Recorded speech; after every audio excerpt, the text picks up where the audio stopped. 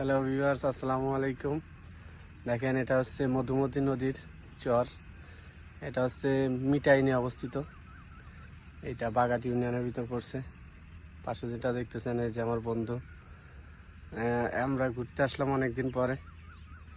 আসছি আসলে মূলত এই বাদাম গাছগুলো দেখার জন্য, বাদাম দেখার জন্য, আর এই নদীর ভিউটা নেওয়ার জন্য।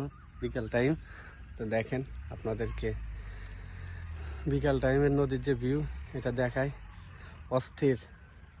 বাদাম ক্ষেতের মধ্যে আমরা দুই বন্ধু দাঁড়ায় আছি, অস্থির ভিউ। এটা আসলে আমার অনেক দিন পরে এরকম একটা ভিউ ইসে আসা আর কি। দেখেন, সূর্য অস্ত যাবে যাবে ভাব।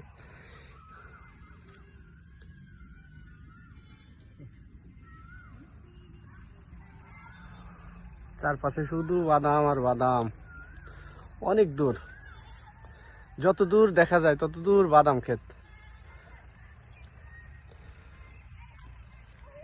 তো সবাই ভালো থাকবেন, সুস্থ থাকবেন।